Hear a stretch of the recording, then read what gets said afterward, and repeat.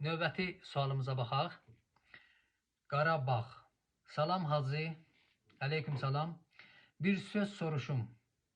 Biri sual verib ki, Allah özündən böyük daş yarada bilər.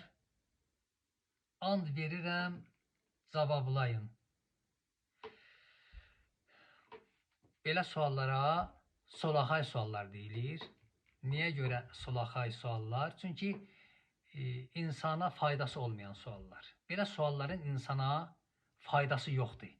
İslam Peyğəmbəri də buyurub ki, sizə fayda verməyən sualların qapısını bağlayın. Amma sualın sonundakı yazmışsınız, and verirəm, cavablayın. Bu baxımdan sizin suala mən cavab verəcəm. İnşallah ürəklərdə təsir qoyar yəqin ki bu cavab.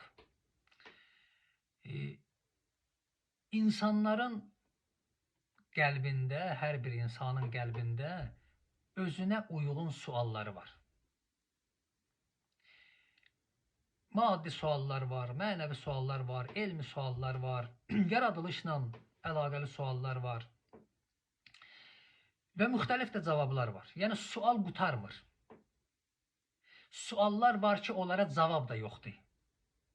Zülmət, qaranlıq bir otaqda qara qələm axtarmağa bənzəyər. Sual var ki, axtararsan, sonsuzluğa gedirsən, çıxırsan, amma cavabını tapa bilmirsən. Bu sualı başqa cürdə qurmaq olardı. Yaza bilərdiniz ki, hər bir şeyə qadir olan Allah özündən böyük daş yarada bilər.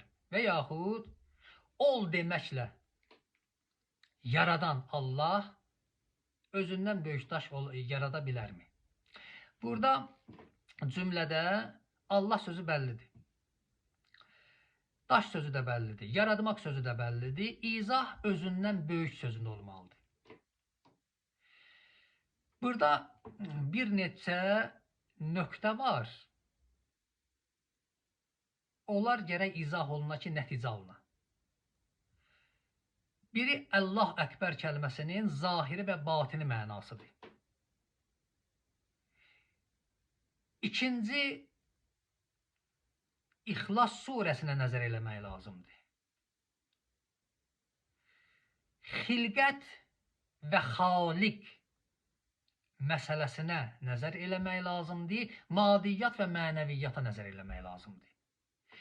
Gəlin baxaq Allahın şinasnaməsi olan, Allahın zatını